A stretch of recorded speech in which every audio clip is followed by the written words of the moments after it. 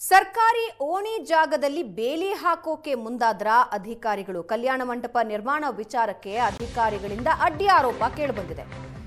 ಜಕ್ಕೂರಿನ ಎಂಸಿಎಚ್ಎಸ್ ಲೇಔಟ್ನಲ್ಲಿ ಅಧಿಕಾರಿಗಳು ಸಾರ್ವಜನಿಕರ ಜಟಾಪಟಿ. IAS IPS ಅಧಿಕಾರಿಗಳ ಮನೆಗಳಿರುವ ಜಕ್ಕೂರಿನ ಎಂಸಿಎಚ್ಎಸ್ ಲೇಔಟ್ ಕಂದಾಯ ಇಲಾಖೆ ಕಾರ್ಯದರ್ಶಿ ರಾಜೇಂದ್ರ ಕಟಾರಿಯಾ ವಿರುದ್ಧ ಆರೋಪ ಕೇಳಿಬಂದಿದೆ. ಐಎಎಸ್ ಮತ್ತು ಕಂದಾಯ ಇಲಾಖೆ ಅಪರ ಮುಖ್ಯ ಕಾರ್ಯದರ್ಶಿ ಕಟಾರಿಯಾ ಶ್ರೀನಿವಾಸ ಅನ್ನೋರಿಂದ ಲೇಔಟ್ ಬಳಿ ಕಲ್ಯಾಣ ಮಂಟಪ ನಿರ್ಮಾಣ ಮಾಡಿದ್ರೆ ಪಾರ್ಕಿಂಗ್ ಜನಸಂದಣಿ ಕಿರಿಕಿರಿಯಿಂದಾಗಿ ಅಡ್ಡಿಯಾಗುತ್ತೆ. ಸಾರ್ವಜನಿಕರ ಓಡಾಟದ ಸ್ಥಳದಲ್ಲಿ ಯಲಹಂಕದ ತಹಶೀಲ್ದಾರ್ರಿಂದ ಫೆನ್ಸಿಂಗ್ ಆಗಿದೆ.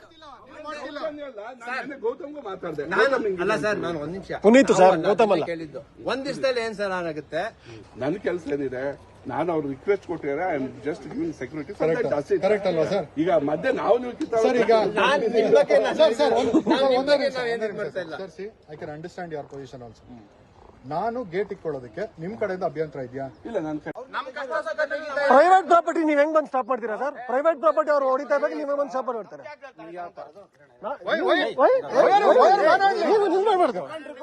ಅಧಿಕಾರಿಗಳಿಂದ ಅಡ್ಡಿ ಆರೋಪ ಕೇಳಿಬಂದಿದೆ.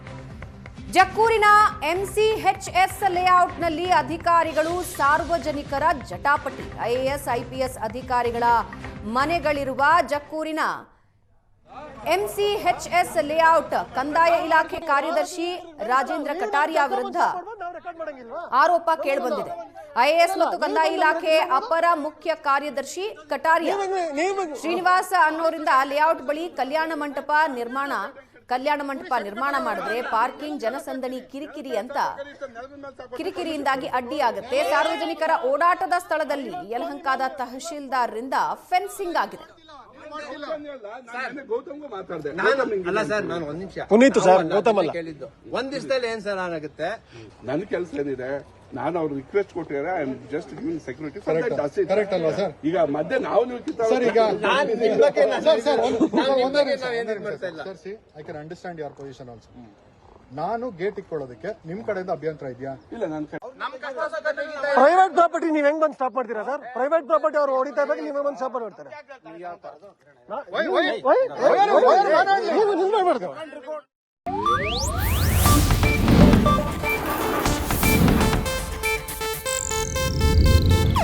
ಇದು ಏಷ್ಯಾನೆಟ್ ನ್ಯೂಸ್ ನೆಟ್ವರ್ಕ್ ಪ್ರಸ್ತುತಿ.